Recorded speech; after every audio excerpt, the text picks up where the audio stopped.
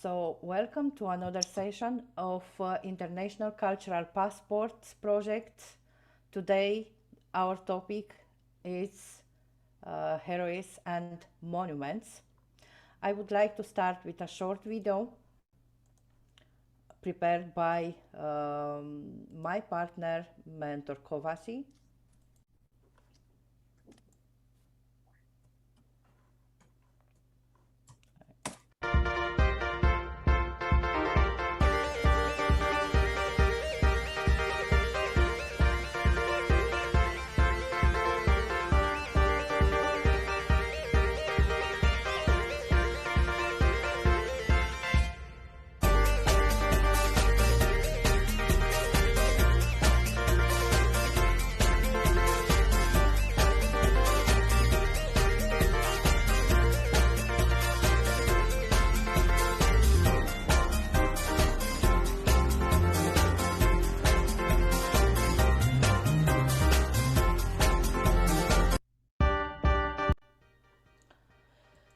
So, welcome to another session of International Cultural Passport, Monuments and Heroes. Today we are talking about this topic, and our guests, our speakers today are from different parts of the world, like India, Taruna Kapoor, Morocco, Mohamed Fetah, Laura Stanciu from Romania, Valentina Kozlova from Russia, Nirmala Devi Kadmasari from Malaysia, and Nadia Ivanova from Russia, who will show us the flip grid of the project. Welcome all of you. It's my pleasure to invite our first speaker of today, Laura Stanciu from Romania, with her students. Welcome, Laura. You are muted. Hello, everyone. I'm really happy to be here and thank you for this great opportunity. So these are my beautiful students from Școala Superioară Comercială Nicolae Crăciunescu. So I'll just give the floor to them. Let me share my presentation.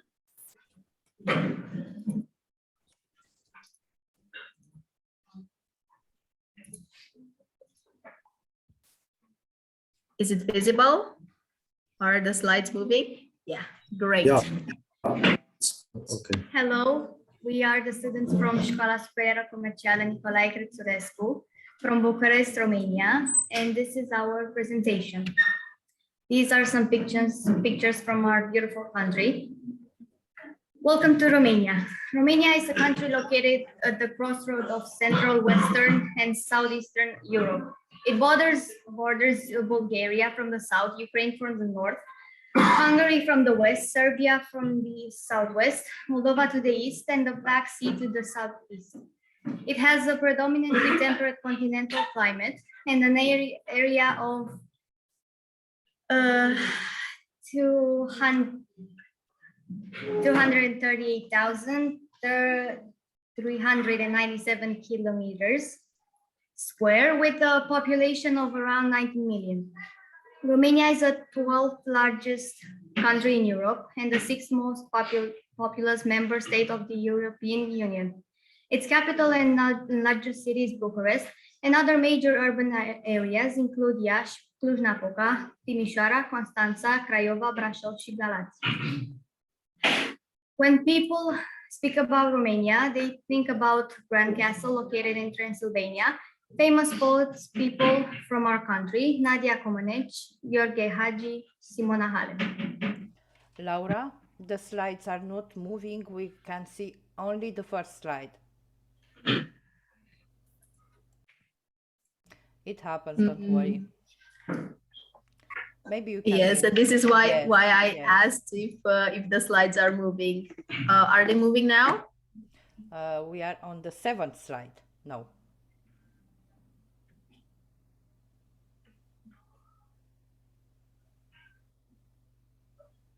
Is it okay now? No, still 7th slide. Maybe you can stop sharing and share again. Okay.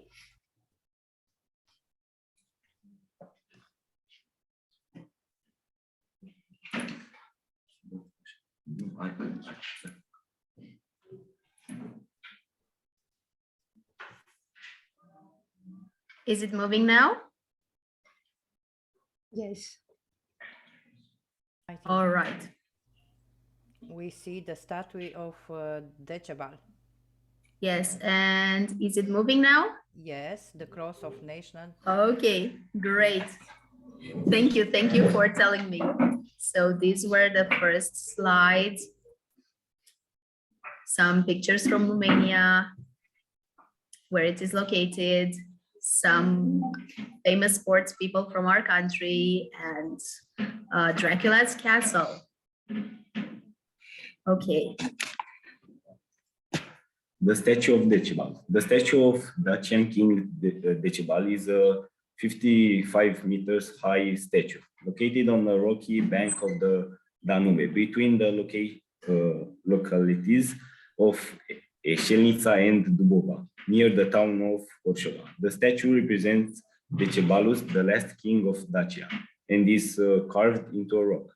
It is the tallest stone sculpture in Europe, only 6 meters shorter than the Statue of Liberty, but 8 meters taller than the Christ monument in Rio de Janeiro, and about 10 meters taller than the legendary Colossus in Rhodes. The statue of King Decebalus was completed in 10 years, and 12 sculptors, climbers worked on it. The execution of this work took place under the direction of the Romanian sculptor Florin Cotărcea. It was done despite the danger posed by weights, heat, and vipers.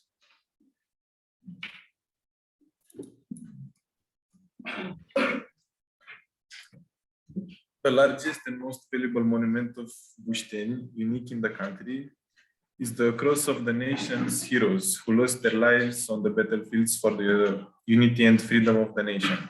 It was built between 1926 and 1927 by the care of Her Majesty Queen Maria and located on top of Mount Caraiman at the altitude of 2,291 meters. The cross is made of steel profiles placed on a reinforced concrete base. The dimensions of the monument are impressive, with height of 48 meters, including the pedestal, and the width of 14 meters. Today, once it gets dark, the cross on Caraiman Mountains is illuminated by 300 bulbs of 500 watts each, and can be seen from tens of kilometers away from Prahova valley.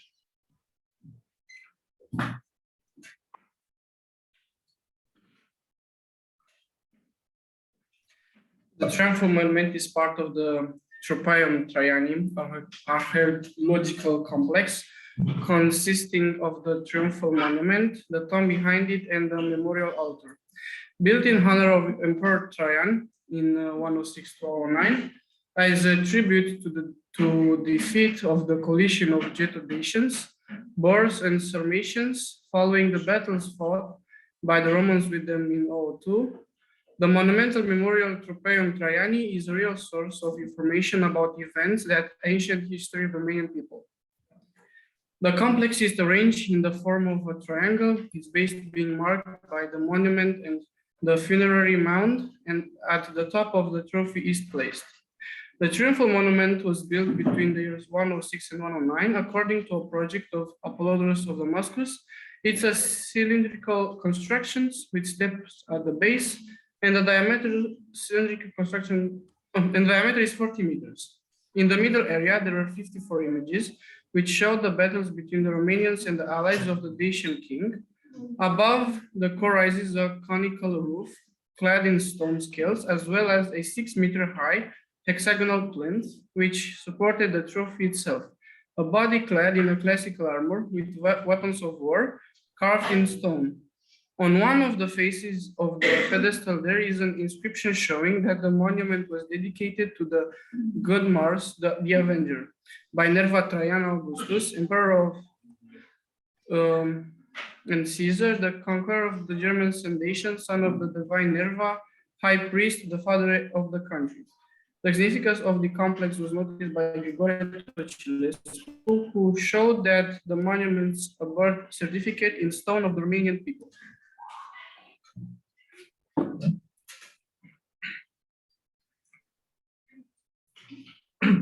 the mausoleum, the Carroll Park Mausoleum, is a monument to the heroes who struggled and fought for the freedom of the people and the homeland. It is located in Carroll One Park in Bucharest.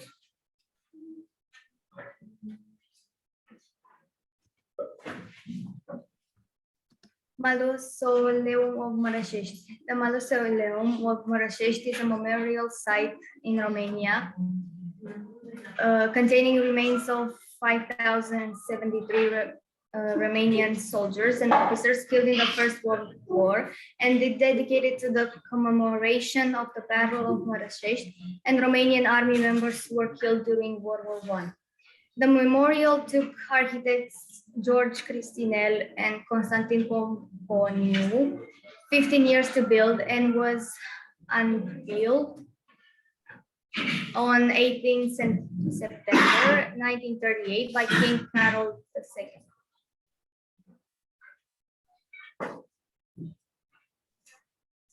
The Arc of Triumph.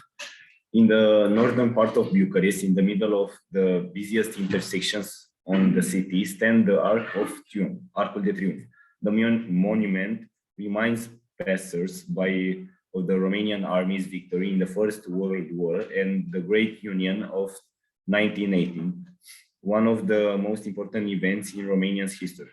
Built after the French model, the Arc of Triumph in Little Paris, as some used to call the Romanian capital city, is the little brother of the famous monument of the same name in Paris. Every year on National Day, the Arc of Triumph is the main stage for the military parade organized in Bucharest.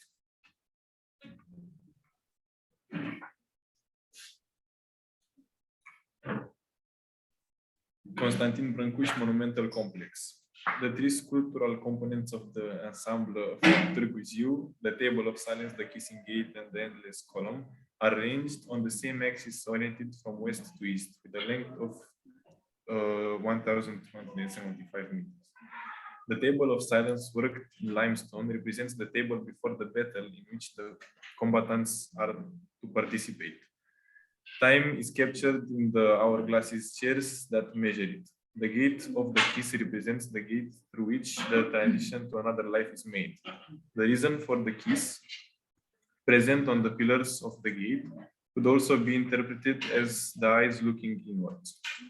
The Endless Column, or Infinite Sacrifice, considered to be the pinnacle of modern art, is a true spiritual testament of the artist, a true axis mundi meant to support the vault of heaven forever. It is 29.33 meters high. It consists of 17 diamond-shaped iron modules. The ensemble was inaugurated on October 27, 1938.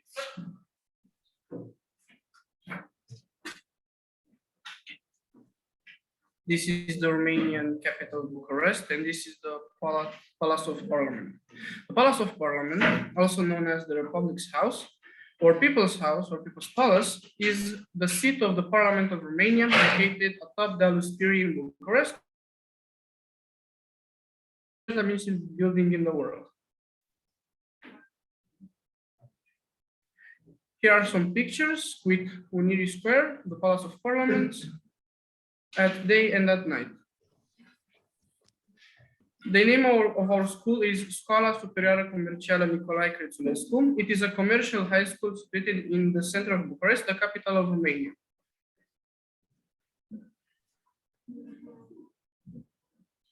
Thank you for watching. Thank you for your attention. This was our presentation. Wonderful presentation, Laura, as always. What to say, I'm very proud of you and of our students, you know, not only because they are Romanian, but because they get this courage, I can say. We well know that the Romanian students don't like to be involved in such of programs, not because they are not good. Yes, they are shy sometimes, but they love their country, and they are proud of their country, and that's why they wanted to present and to show. These were just some of the monuments. We have so many beautiful things in our country, and we showed our high school in the end because our the building where the high school is also considered a monument. Yes, yes, it is. So Thank you thank you very so much and much for congratulations to all of you. your attention. Thank you. Let's continue with Nirmala Devi from Malaysia because her time there it's very late. I know in India it's also late, but for Nirmala Devi it's really late there. So welcome Nirmala and your students. You can introduce your team. Hello, are you there? Yes, teacher, can I share the screen? Yes, of course. You can. Go on.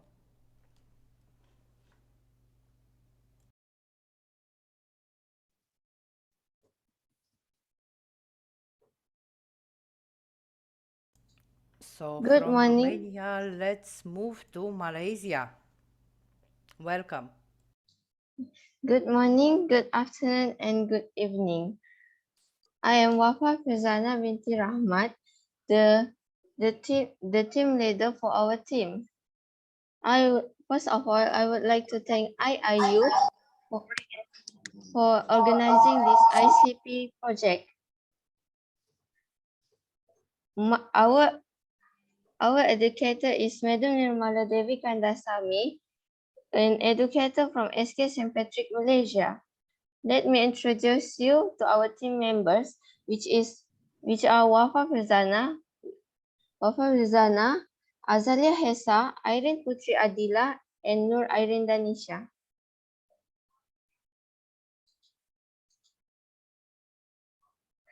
National Monument Kuala Lumpur. The National Monument is a sculpture that commemorates those who died in Malaysia's struggle for freedom, principally against the Japanese occupation during World War II. It is located in the federal capital, Kuala Lumpur. It is the world's tallest bronze freestanding sculpture grouping. 2. Kundasang War Memorial, Sabah.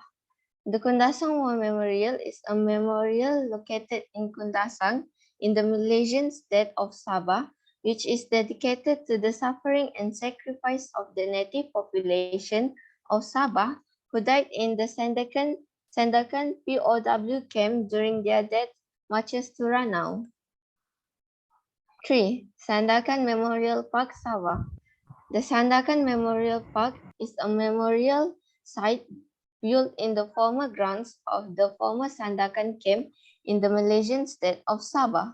The site is dedicated as a memory for all prisoners in the camp who died during the Sandakan death marches and to those who died during a march to Ranau. It is also recognized the suffering and sacrifice of the native population. 4. Georgetown Cenotaph, Penang.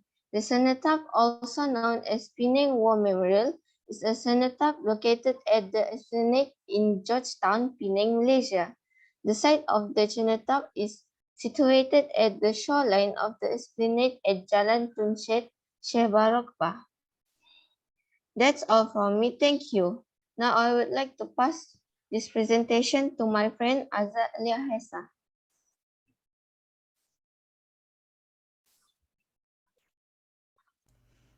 Thank you. Wonderful presentation. Hello everyone, my name is Azala Hesa. I'm from SK St. Patrick, Tawau. Today, I'm going to talk about one of Malaysia's heroes, Mat Saleh and his rebellion. About Mat Saleh. Mat Saleh's real name is Muhammad Saleh bin Datu Balu and is from Inanam, Sabah. He is one of the heroes that fought British. It all started with the British North Borneo Chartered Company. Among those who cooperate with the company, some abuse their authority and overtax the natives and bring dissatisfaction among local people. Gayate. At midnight on 9th July 1897, Mat Saleh successfully led his followers to attack the company's settlement on Gaya Island. They raided and torched the Gaya compound. After the successful attack on Gaya Island, Mat Saleh and his followers moved to many different forts that is stronger. On 1900, the company attacked Mat Saleh and his followers that leads to Mat Saleh's death. Mat Saleh was killed by machine gun. Mat Saleh's men surrendered and that resulting in the end of the rebellion on 1905. The Mat Saleh Memorial was opened in 1999 at the exact site where he was killed at Kampung Tibabar in Tambunan as a tribute to remember Mat Saleh, who stood up and led a rebellion against the company's rule. That's all from me today. Thank you. I'm now going to pass this presentation to Irene Danisha.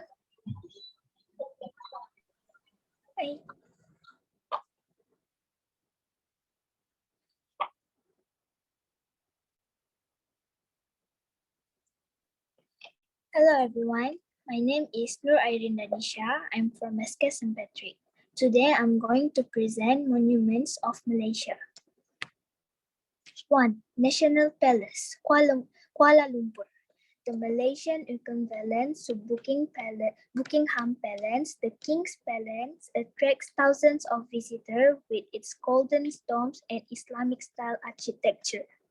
Although you can't explore the palace, you can learn about the Malaysian monarchy at the Royal Museum located on the palace grounds. 2. Istana Kenangan Perak. The palace is entirely made of wood and is also known as Istana Lembah or sometimes also called Istana Tepas. The palace is located close to the Palace Alexandria. The palace, which has thatched wall with a 5-piece roof and banana comb, was planned to be built after the great floods that hit Perak in 1926. Last but not least, 3. Longhouse. Leave the hustle and bustle of city life behind and experience living with the indigenous people of Sarawak.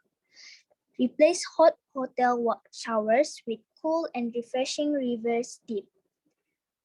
Forget artificial air conditioner as you enjoy the cool and fresh air of natural surrounding. Get connected to nature as you embark on an authentic Sarawak Longhouse experience. Thanks, that's all from me. I'm going to pass at my friend Irene Putri.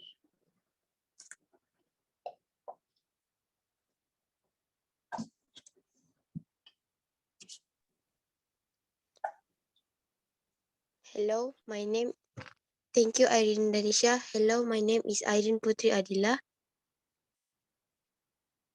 Heroes and Monuments questions.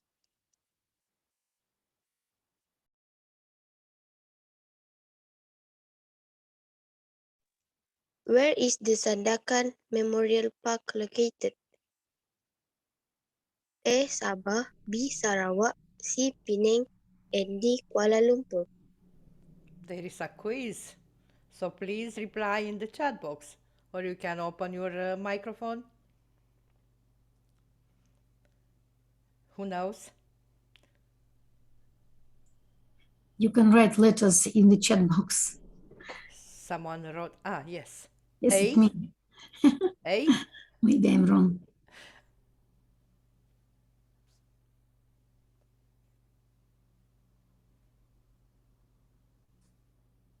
A.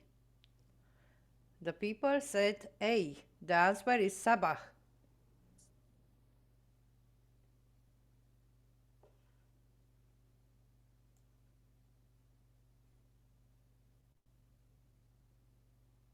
Where is the presenter? Hello? A. A? Veronica, it's true? I don't know. You don't know, but who is the presenter now? Nirmala, are you there? Maybe she has struggles with the internet Maybe something it's happened. because she rejoined the session. Ah, okay.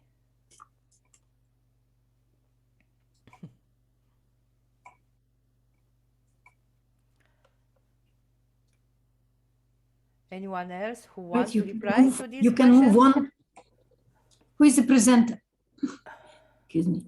Excuse Maybe me. the presenter is not here anymore for a moment, but I'm sure she will be here very soon.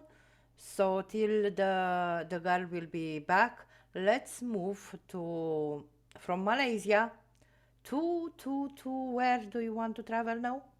India. India, Russia, India. Okay, welcome Taruna Kapoor from Uh, India.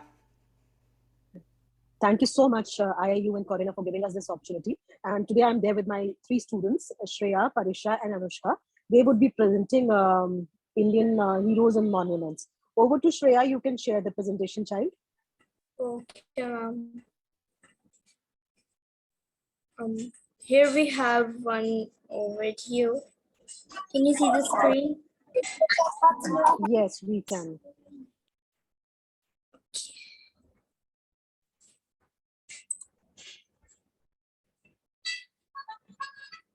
Is it audible? No, Shreya, we can't hear. But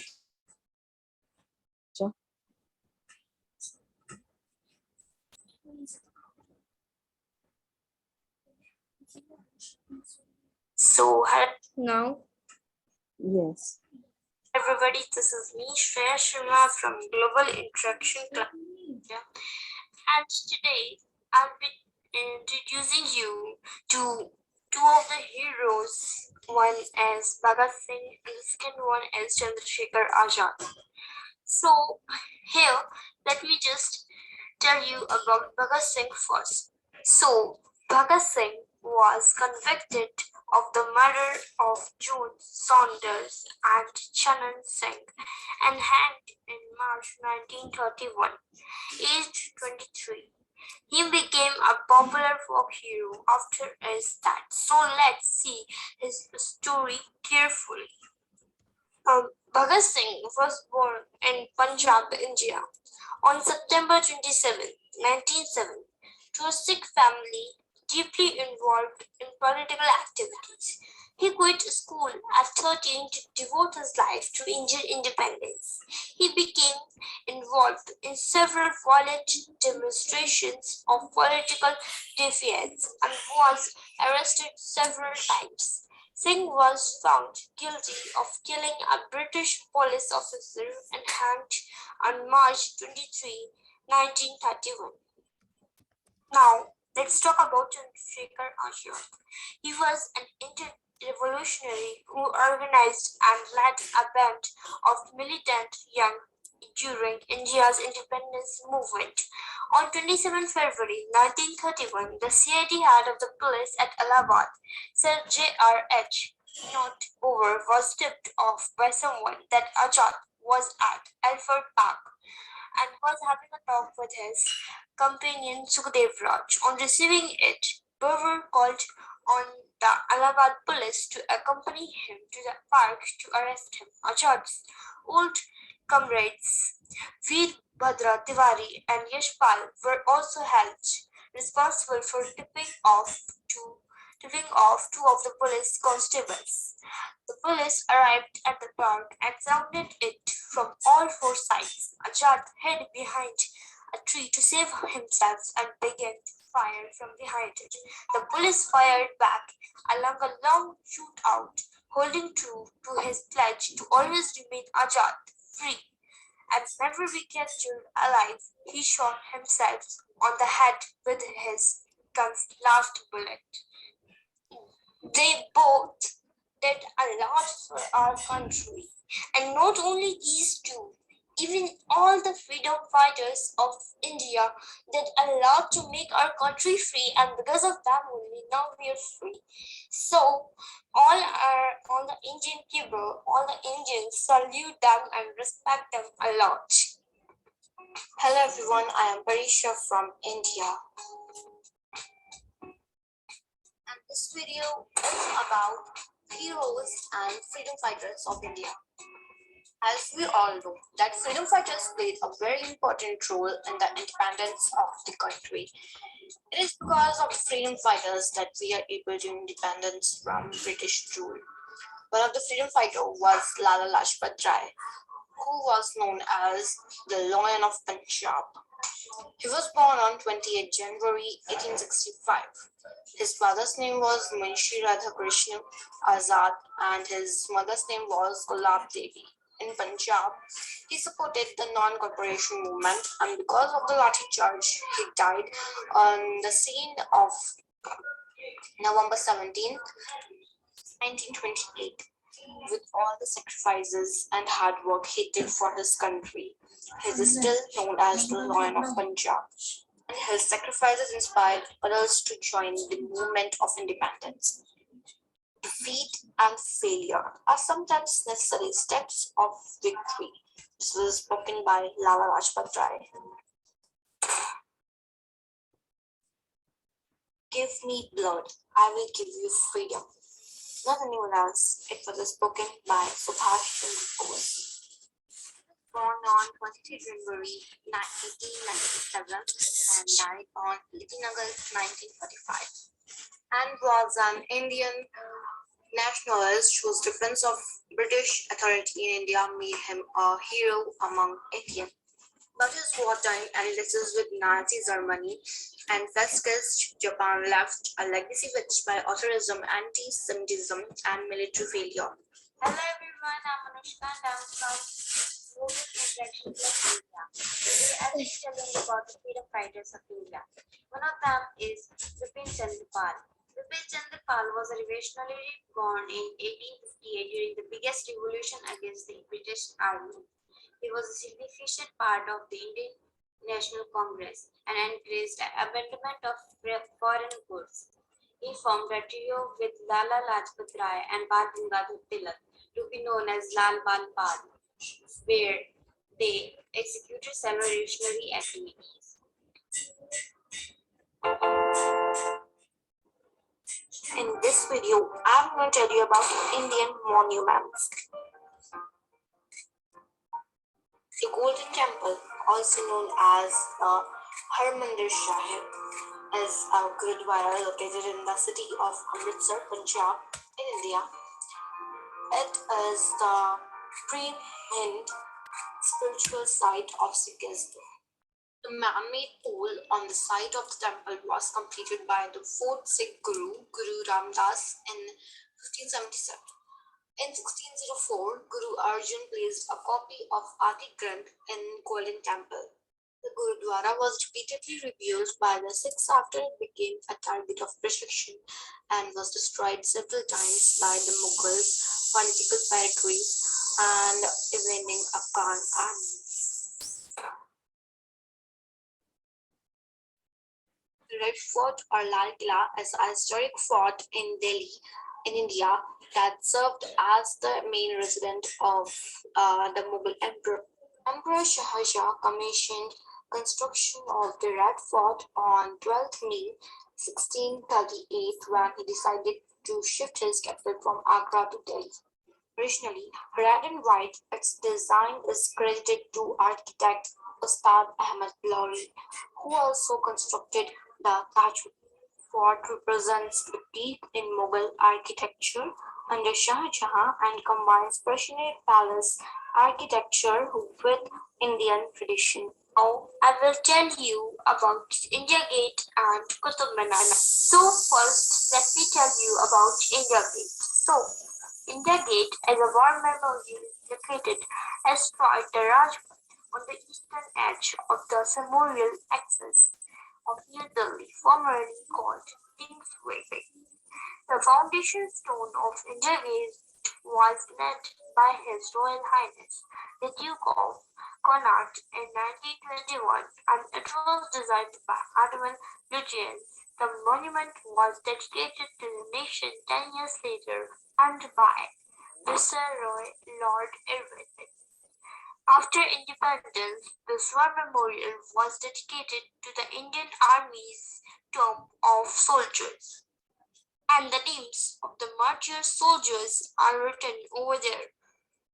Flag of three armed forces of India are another patriotic attraction.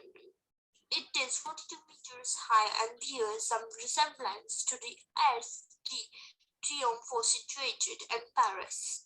It is also a popular picnic spot for the people who gather to have a nice time in the lush green lawns and boating areas. Now let's talk about Qutub Minar.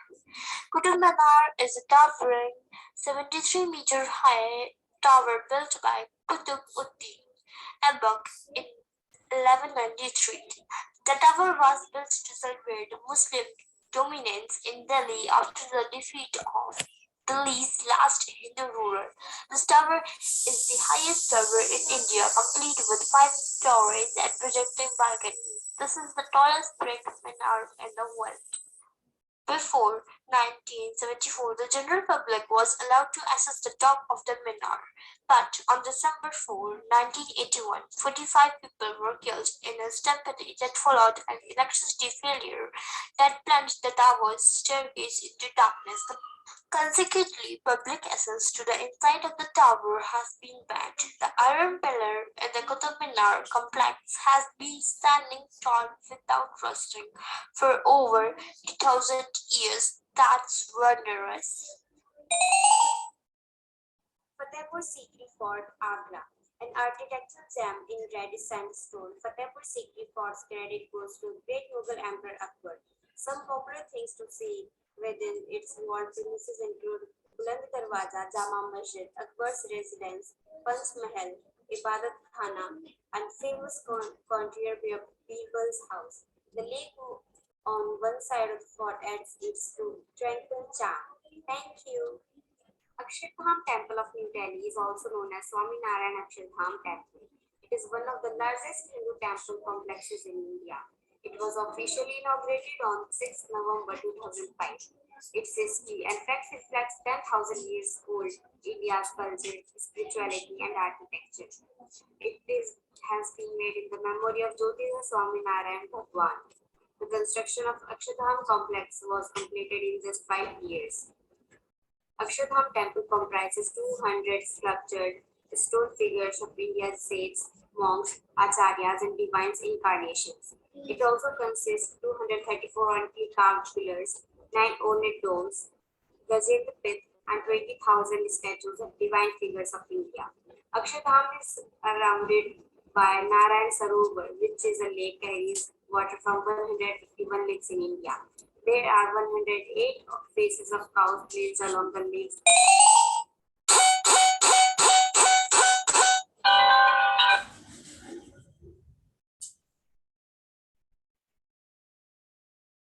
That's all. Wow. At the end, I was wondering what happened there. What is happening there? Wonderful presentation. As Thank you always, so much. as I all the time said, I was growing up with these students of you, Taruna, and I can see that some of them are really wonderful girls now. Tomorrow will be adolescents. Yes. Maybe, yes, yes. And I know them from a very small age. They are very beautiful, Yes. very talented, and very good. Your performance Thank you. today was wonderful. Thank Congratulations. you. Thank you so much. So, because we have only one man presenter here, and of course he is a gentleman, and he will give the, the floor to the ladies first, I would like to move from India to Russia. Welcome, Valentina Kozlova. Thank you very much. Now we are going to speak today about the monuments and interesting places of our region, Kostroma region. Now, girls and boys, Dasha and Karina are you here?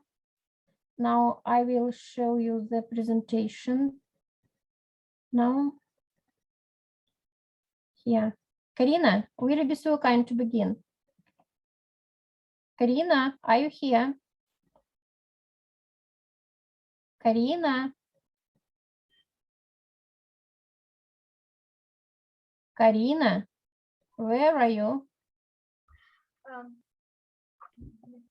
Hello, my name is Karina Ruslan. I want to tell you about the Snow Maiden. Comment. This is the museum society of Alexander Nikolaevich Ostrovsky. The Snow Maiden is the heroine of a famous book.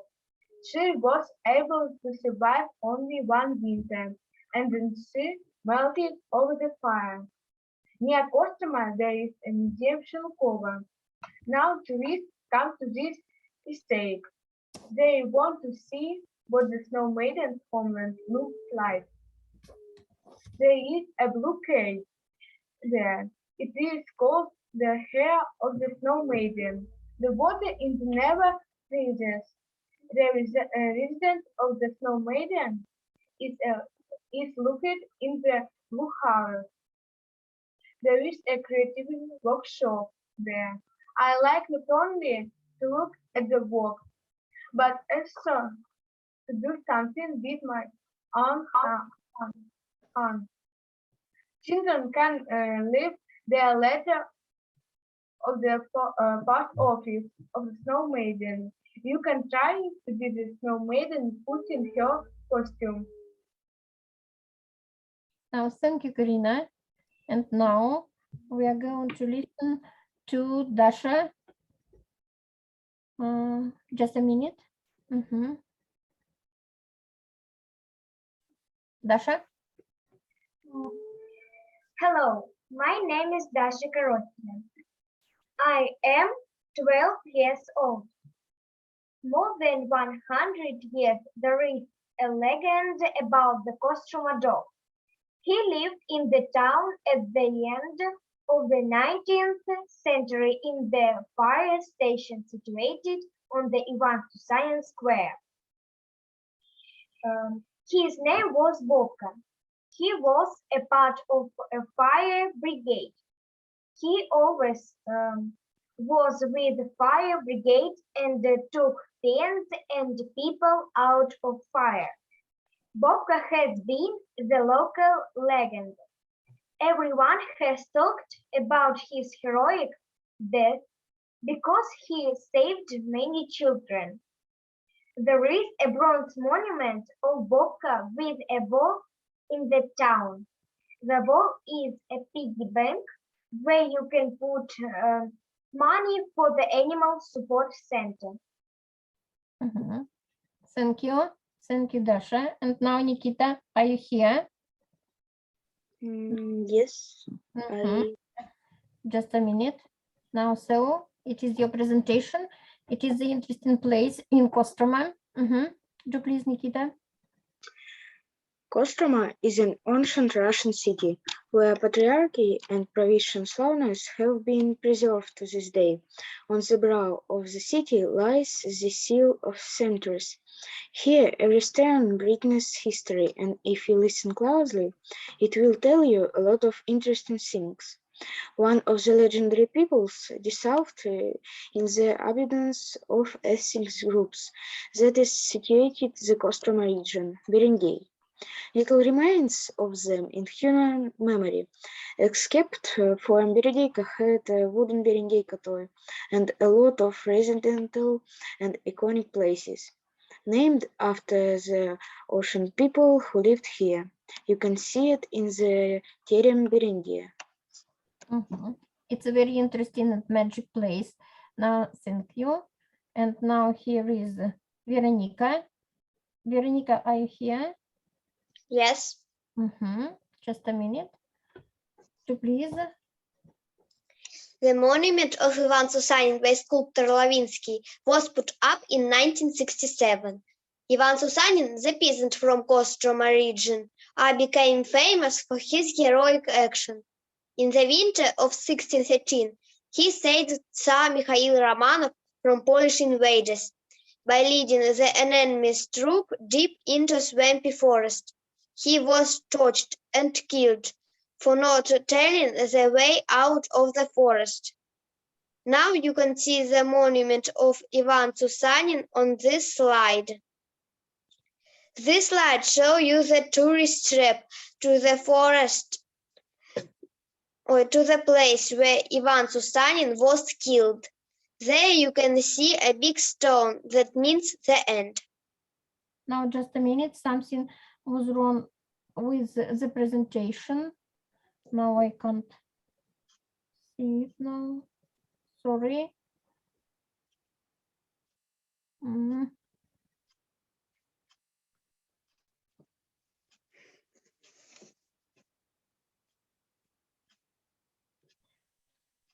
Oh, where is it? The monument. Now here. It's no, this is not the presentation. The sorry, what's the matter with it? I can't understand it. Don't worry, it happens.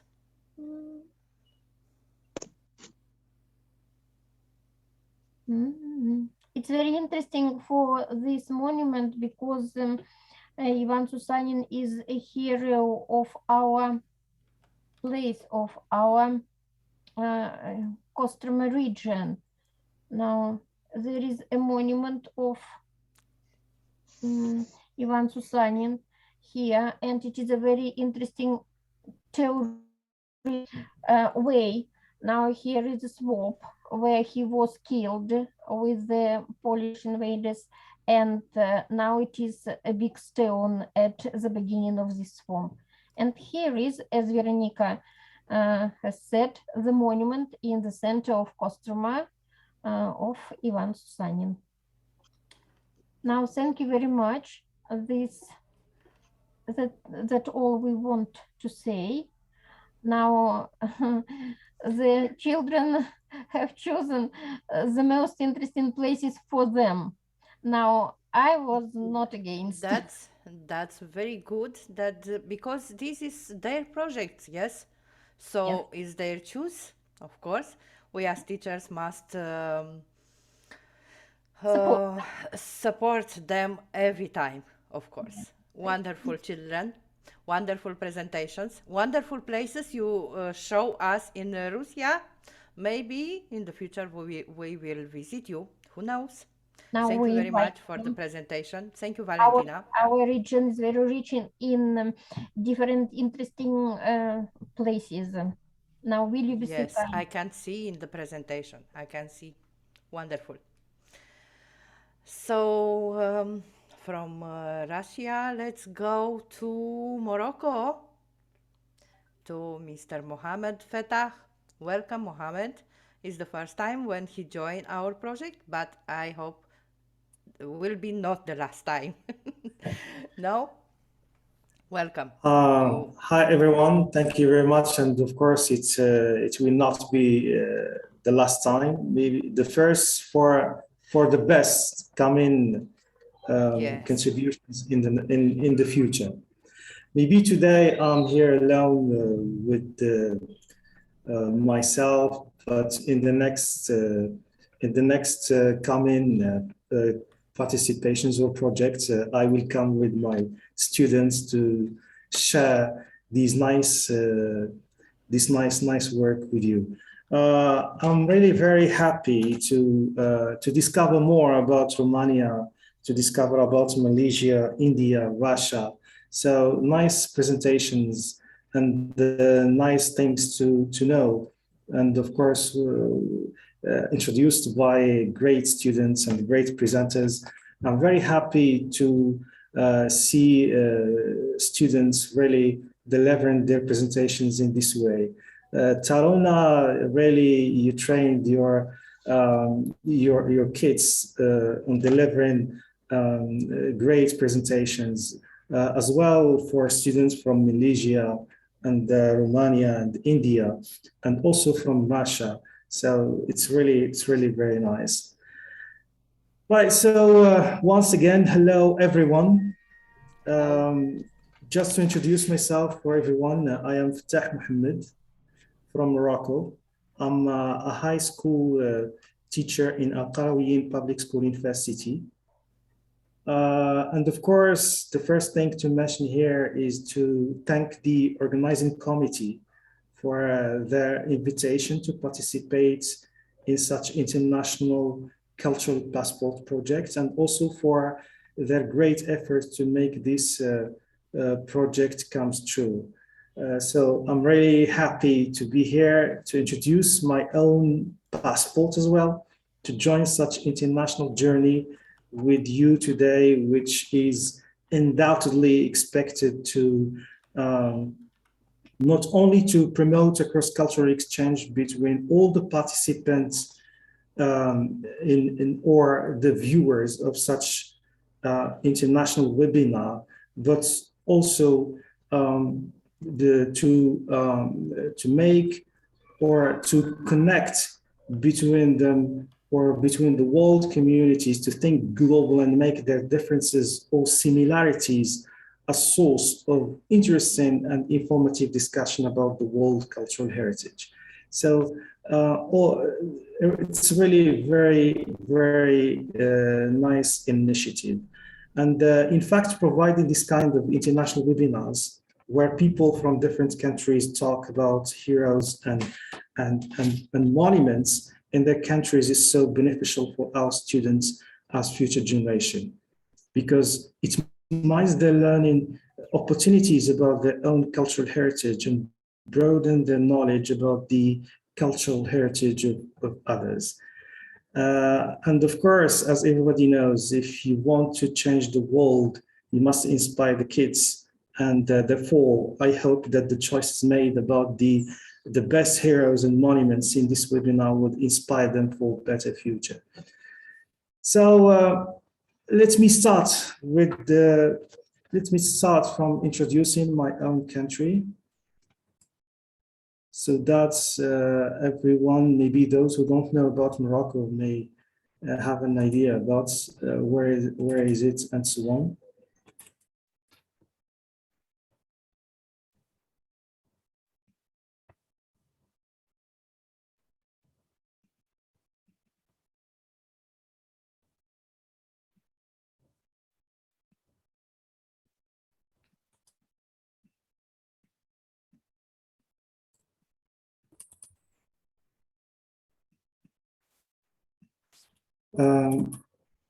Do you see the screen? Is it okay? Yes, yes. The African. Right. So Morocco is in the African continent. It is in the north of the African continent. So it is a part of the African Union and belongs to the group of the Mediterranean countries. Morocco is a part of the Arab Maghreb Union. This means Morocco is an Arab country, and it is divided into 12 regions. And of course, all these regions, they are united by the same flag and the same national anthem. Concerning the borders of Morocco, so there is the Arab countries, Algeria, Mauritania, and Morocco is considered to be the closest African country to Europe. For the coastline, there is two sides of the coastline. So one side from the Atlantic Ocean, one side from the Mediterranean Sea. And as I said, that Morocco is the closest country to Europe. And you see that the Straits of Gibraltar is the nearest point to the European continent, and it takes only 14 kilometers. For languages and dialects in Morocco, Morocco is a country that has been influenced by both its African origins as well as its proximity to Europe, especially Spain and France. Therefore, there are different languages and dialects used in Morocco. For example, you find the official languages in Morocco, we have Arabic and Tamazight.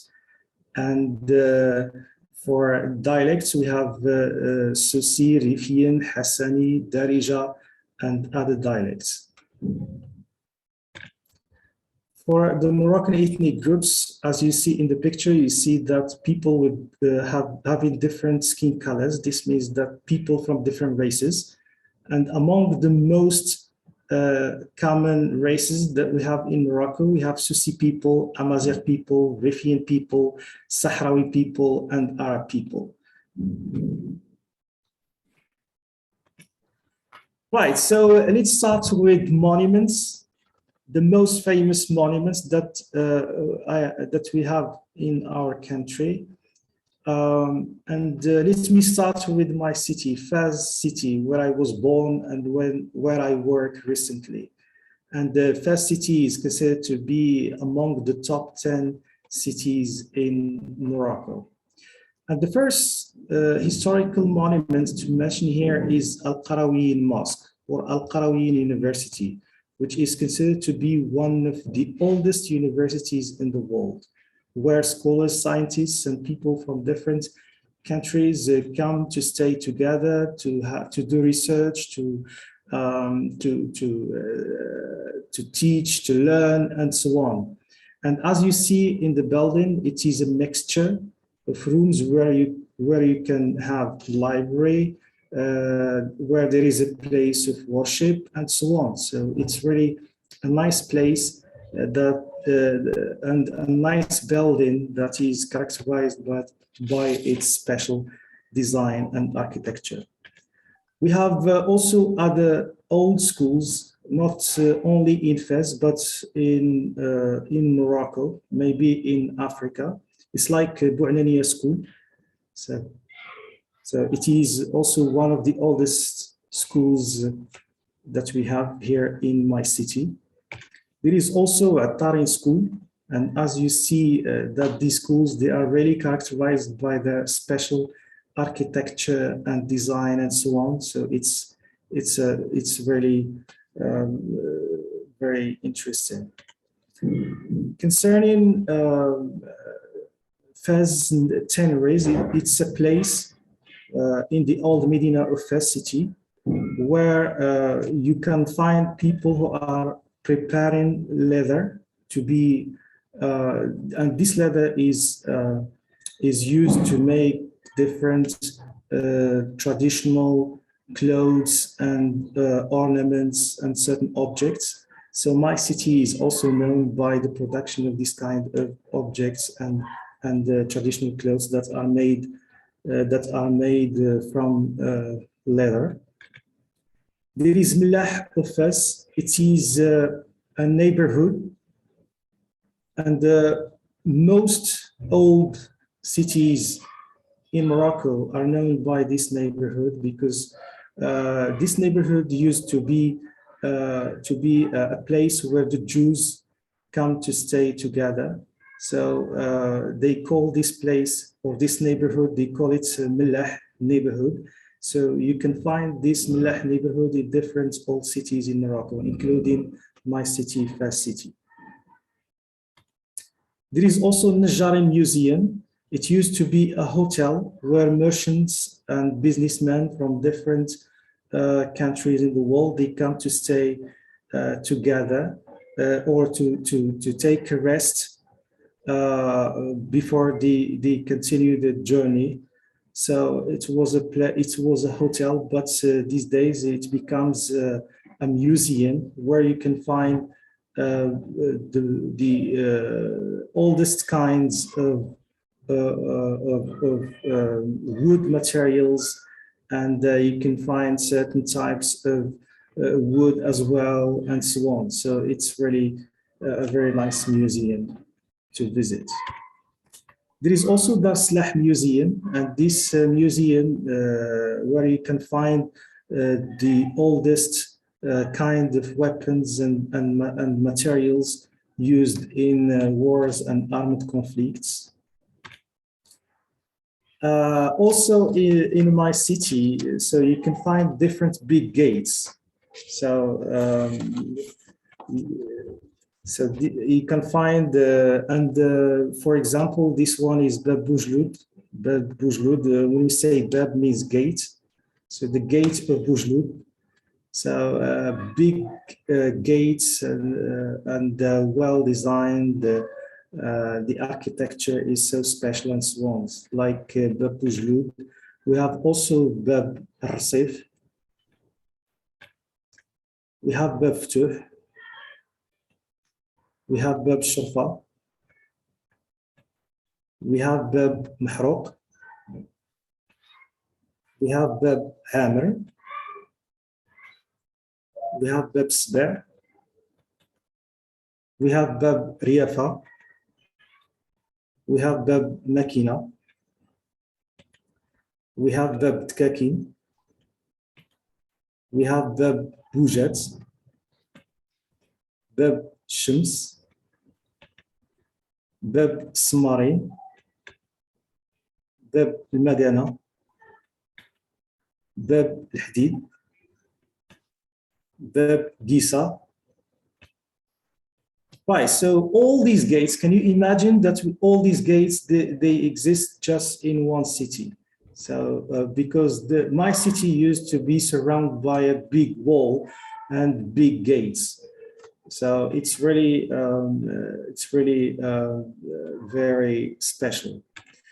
And concerning historical monuments in other cities in Morocco, because historical monuments don't exist only in my city, but we have them in all Moroccan cities. It's like Marrakech city, which is known at the international level. And you can find this Lifna Square. So Lifna Square, so all tourists who come to Morocco, so the first place to visit is this Lifna Square. It's a big square where you can find the traditional food, traditional clothes, acrobats, the different amazing and wonderful things to discover there. Also, there is Kutubia and different historical monuments in the old Medina of this city. There is also Tangier city, in which there is the cave of Hercules. In Merzouga, so in addition to the deserts, to the Berber tent, to the traditional tea with mint, you can find the Kasbah. So it's an old building design. So the handicraft and the design of these buildings in this city are very special, and they still exist as they used to be. You can find Chefchaouen city. So Chefchaouen city is also a small city in the mountain, but it attracts tourists from different parts of the world because of the historical monuments in it. For example, the Kasbah Museum. You can find, for example, in the old Medina of the city, the fountains that are designed and so they are well presented in the square. It's like this one and so on. We have also narrow streets and old houses, old buildings, which are really very nice. And also for the color of the city, so all the houses are known by this special color. So the blue color, the color of the sky. Also, there is Casablanca, which is the capital of Morocco. And the capital of Morocco, you can find two famous historical monuments. You can find the twins, and you can find the Mosque of Hassan II. So this mosque is considered to be one of the biggest mosques in Africa. And as you see, that Morocco is a mixture of different things concerning the buildings, concerning this combination between modern life and traditional life, in terms of the weather, in terms of the buildings, and so on. So this may be one of the most powerful points that really characterized Morocco to other countries. There is also Ouarzazate city, which is, and especially this Ait Ben Haddou tribe, which is considered a World Heritage Site. And you see that the buildings, they are really very special. And Ouarzazate city is also considered to be a Hollywood city, because there are different Hollywood movies that, or extracts from Hollywood movies that were filmed in this city. Right, this is all about monuments. In terms of heroes, or in terms of leaders in history. So for me, I prefer to speak about physicians, sociologists, inventor, political leader, writer, astronomer, scientist, and explorer. And to give an example for everyone. For example, we have Rashid Yazami. So Rashid Yazami, he has different important studies about lithium battery applications, and he got recently a world record in charging an electric car battery in just 10 minutes. We have also Adnan Ramal.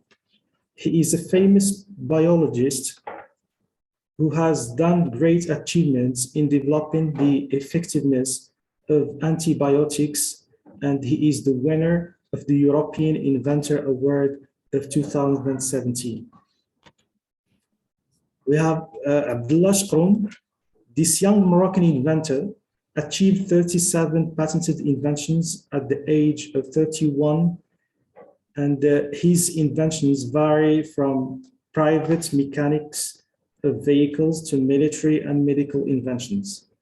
He was expected to be the first man in the world to invent an engine which can increase power and speed with less fuel consumption. But unfortunately, he died in an ambiguous situation. Next, we have Mehdi Unjra. He predicted a number of events in his writings, such as the clash of civilizations and the Arab Spring. Maryam Shadid, she is the first woman to set foot on Antarctica, the continent around the South Pole, and she is considered to be the world's first astronomer to be committed to installing the large astronomical observatory in Antarctica. There is Abdullah Al-Alwi. He has written different books in different languages, and he won the Catalonia International Prize in 2000 and the Cultural Personality of the Year in 2017. Abdelkarim Khattabi, he led a coalition of Moroccan Rifian tribes against the French and Spanish colonization of the Rif region in Morocco, and he was among the first leaders who used tunnel as a technique of modern war and armed conflicts. We have also Ibn Battuta, and he is considered to be the greatest traveler of the Middle Ages, and his trips cover almost all continents. And he was appointed by Muhammad bin Tughlaq of the Delhi Sultanate in India as a judge and expert of Islamic law. His narrative accounts of his time about the places he visited are still the best sources of information about his age.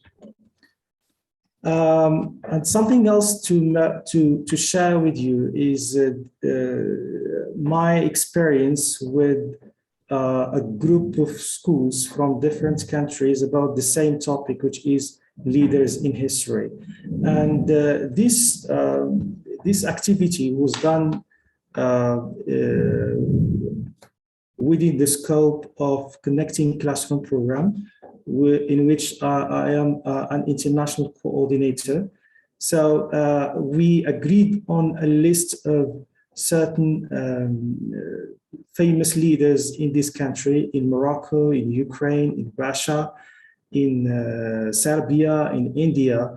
And then we tried to connect between these leaders and in cooperation with or by the engagement of students. And that's why there is, and this is an example how things were done in cooperation with teachers from these countries. For example, between Morocco and India. So this is how the topic was presented in the Indian school and the Moroccan school. Between Morocco and Serbia, and between Morocco and Russia. And we are going to watch a video about this activity that was done for exchange between these schools.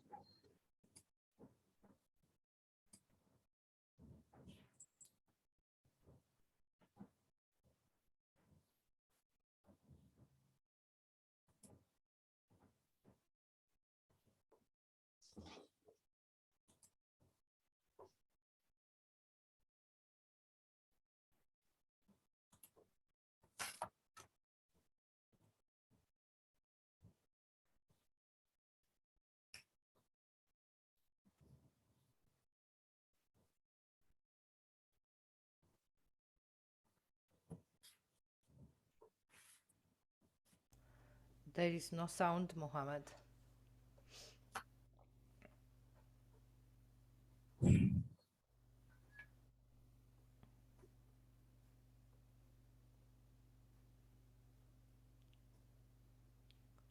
Can you hear me?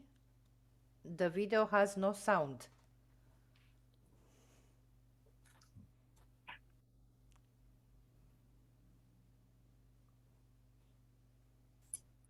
I think he heard the sound and he cannot hear me. I will take.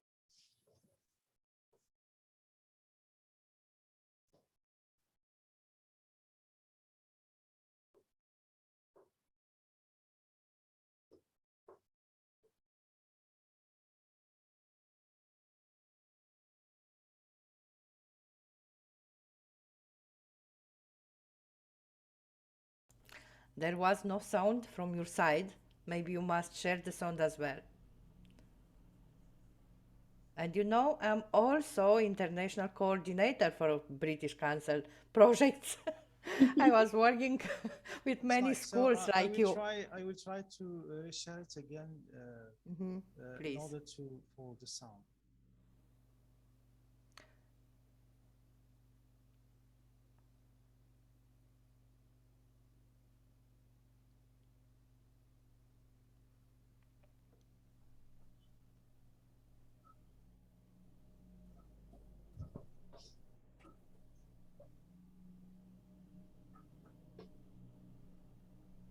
Yes, Winnie. Really, Morocco, it's awesome. Architecture impressed me a lot. Wow. And those blue houses, wow, nice.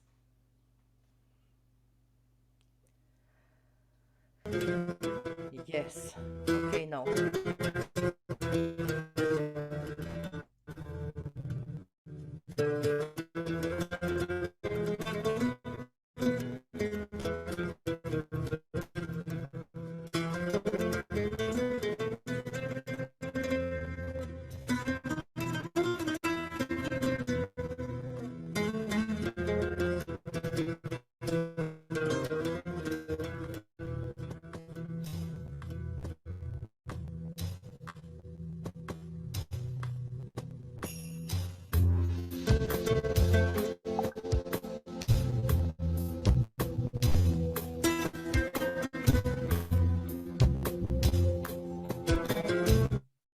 Do you hear the sound?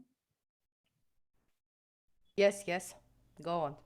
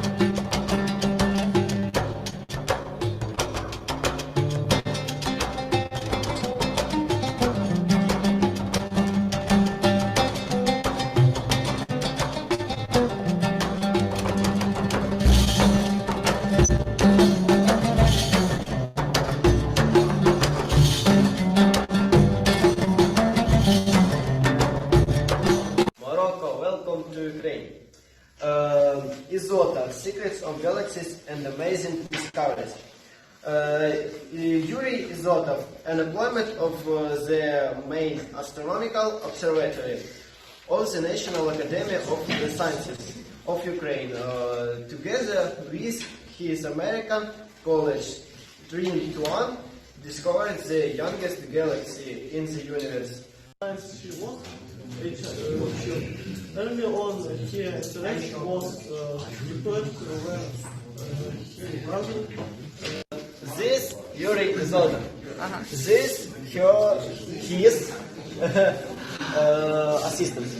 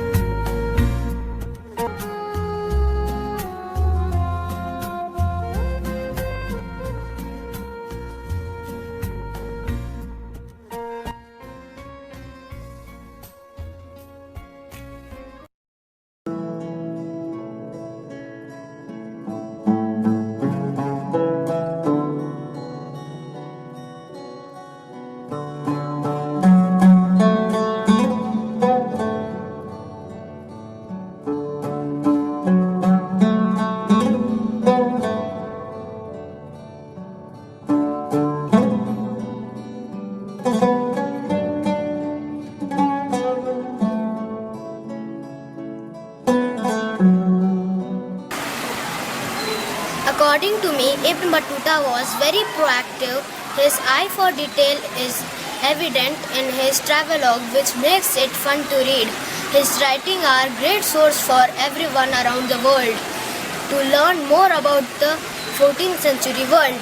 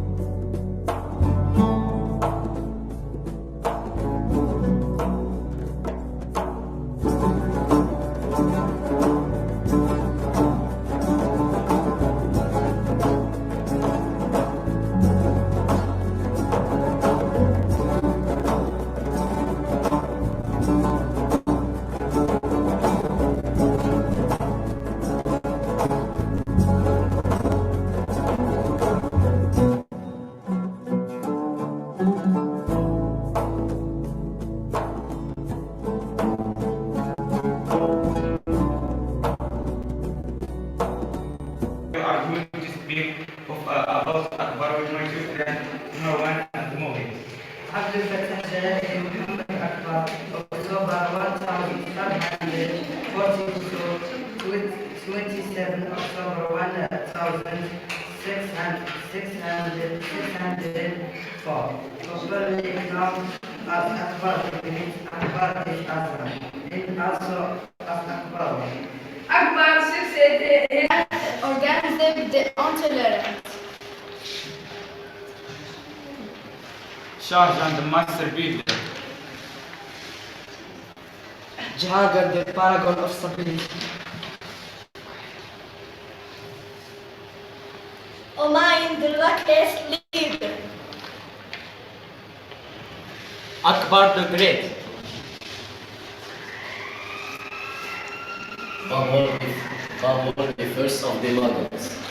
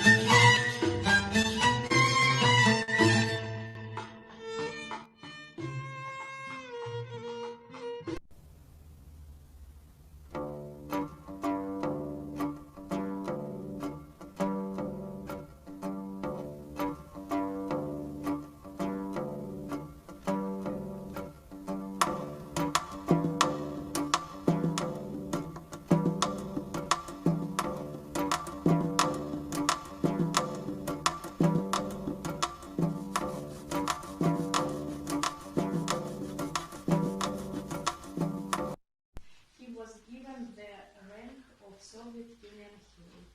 Nice. Tell us, please, when was the first flight into the space? Oh, it was 20th? 2020. The 12th of April and the year?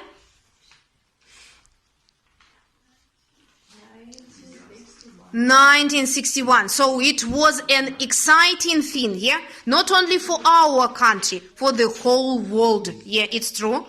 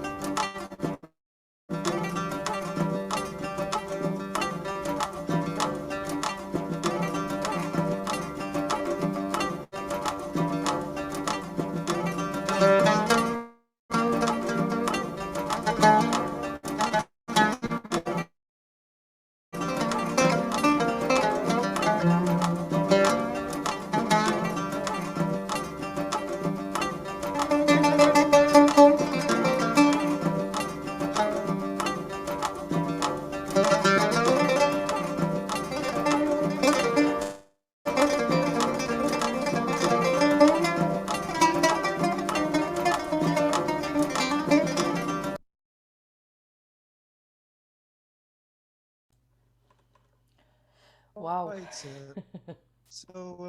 I hope that you liked the video. It's like a journey throughout these countries in which there were the introduction of heroes or leaders in history concerning different fields or branches of science. It really is. Right. Ultimately, this is all that I have to share with you concerning my own country, the historical monuments in my country, and also in terms of the famous leaders or heroes in history. That's all. Thank you for your listening and sharing with you. Thank you so much for your presentation, for this such a wonderful video from your experience, own experience with your students. As I said, I'm also international coordinator. I have also many presentations like this with International School Awards project. Congratulations for your work. Thank you. Because we are at the end of the meeting, our presenters done their work. I have my friend from Russia, Mrs. Nadia Ivanova, Nadezhda Ivanova, who is really a treasure for our project. She prepared our Flipgrid page. She also prepared a Wakelet page so you can upload your videos, your work, photos there. And tonight she will present us what we have so far in those platforms. Nadia, over to you. Welcome to ICP. Yes, yes.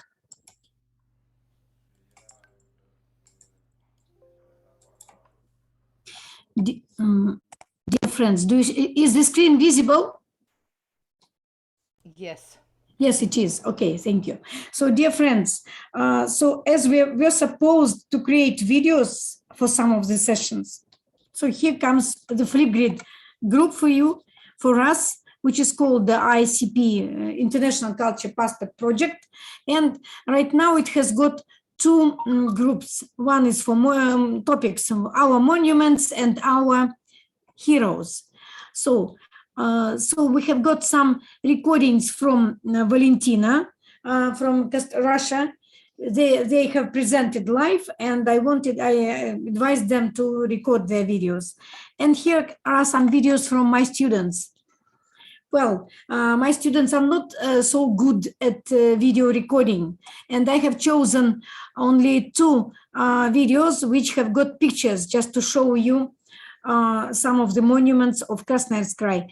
And dear friends, you are welcome to record your videos here because we will keep our memories. And anytime we can download these videos, create a bigger one, just for any occasion we have in our activities. Now, here comes a video from one of my students. So,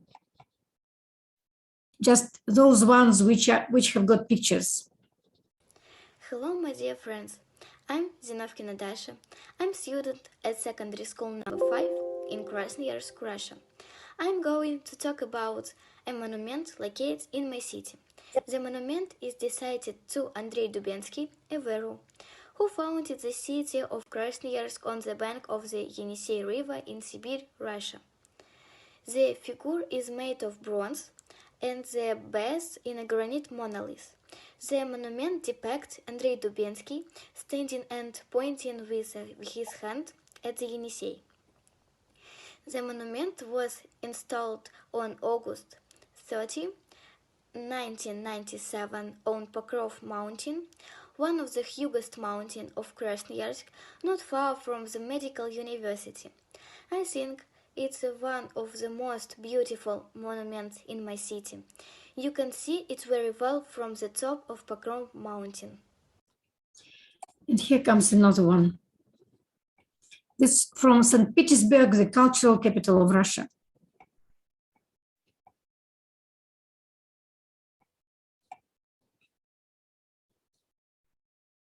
Hello, I'm Zlata Zbudova. I'm student at secondary school number 5 in Krasnoyarsk, Russia. I'm going to talk about a monument located in St. Petersburg, Russia. The monument is dedicated to Peter the Great, the first Russian emperor. The sculpture is made of bronze. Peter is depicted riding a horse. In Russian, the monument is called Medny Всадник or Copper Rider. The monument was installed on 18 August 1782 on Senate Square in St. Petersburg. I think it's really great and a must-see. When I saw this monument, I was amazed. Bye. So yes, these are just two best recordings about monuments in Russia. And now, many of you presented heroes, and especially I was impressed by the leaders of the world. It was a huge work done by many countries. And now I will briefly just introduce one of the leaders, one of the heroes in our country. So we had issues recording a Flipgrid. We will record this story on Flipgrid. And I like it that Mohammed suggested choosing different nominations for heroes, because different people view different personalities as heroes. And now I'm going to share just a brief story of a a hero from Russia. And like Mohammed introduced his view on heroes, that is also my choice. And both me and my student researched the life story of this person. So I'm going to talk about Valentina Tereshkova, the first woman cosmonaut, a Russian hero to my mind. She's a dignified and a distinguished person. So she was the first woman in space. She came from an ordinary family. She was born in a village near the city of Yaroslavl in the central part of Russia in 1937. And she started her parachuting practice at the age of 22. Just when I was 1 year old. I was born at that time. So in 1961, on the 12th of April, Yuri Gagarin was the first man to fly into space. And following him, the next year, Valentina Tereshkova was selected on the program to be trained for the first woman space flight because she has done 126 parachute jumps and she spent 18 months in training, more than a year. So she was a very persistent person. And in June 1963, Tereshkova participated in the second joint flight. Cosmonaut Valery Bykovsky launched on Vostok 5, and Valentina Tereshkova flew on Vostok 6 on 2 days later, on the 16th of June, 1963. During the launch, Valentina recited the famous Soviet poet Vladimir Mayakovsky. She said, "The sky, take off your hat, I'm coming." And off she went and on board the Vostok 6 spacecraft. The two cosmonauts took different orbits. They orbited the Earth on their own orbits and exchanged communicated. So Tereshkova had a Seagull radio call, and she became the first woman in space at the age of 26. Her mission lasted about 3 days, and she spent more than 70 hours in space and orbited the Earth 48 times. Yuri Gagarin orbited the Earth only 1 time, and it took him about 1 hour, 108 minutes, and she spent 70 hours in space to orbit the Earth for 48 times. And though she had some issues coming back, she returned safely home. Valentina Tereshkova never flew in space again, but she started the era of women flights into space. She became a test pilot and instructor and earned a doctorate in technical sciences, and at present she works at the Parliament of Russia. She received various awards for her feats, and many Russian people are proud of Valentina Tereshkova, the first woman cosmonaut. And here come some of her awards and honors she has received during her life. So that for me, Valentina Tereshkova is a kind of very strong-willed and successful person. So thank you for watching and having us. And dear friends, don't forget, I will share the links for the Wakelet where we can keep our memories of the project. Besides, I usually collect photos from the sessions on Sway. You can use this Sway as a collection of pictures. And don't forget about Flipgrid. Thank you. Thank you very much. It was a real pleasure to watch every presentation. But the project from Mohammed impressed me most. It was a huge, I remember he invited me to participate, but I failed. I didn't have enough courage to do such huge work. And Alena Moskaeva from Ivanova did. So it was a great project. So you are jealous now, yes? You regret now that you don't. Yes, I remember that he invited me twice to participate and I didn't find time to do it. Don't worry, I'm pretty sure that he will be a coordinator in the future as well. For yes, now I would love to take part in such a project. Yes, after this advertisement, advertising. Thank you. Thank you, everyone. Nadia, for your wonderful job. In the chat box, you have attendance form. Please fill out, especially those who was not presenters today. And also in Facebook page, some of people said the form it's not opening, but the form it's opening. I was checking, so everything it's all right. Thank you once again to all of you. I would like to inform you that the next meeting of International Cultural Passport will be on 29 of April, 7 p.m. Indian time, and the topic will be cuisine of my country. So those who want to present the cuisine of their country are most welcome to register in WhatsApp group. We have already 2 presenters. There will be, no, I will not say anything. Let's be a surprise for 29. Thank you once again to all of you. Wonderful job, wonderful presentation. Students, I'm very proud of you, and hope next time to see you again with more and more and wonderful work also. Wish you a very nice evening and see you again. Thank Bye you. bye. Yes, bye.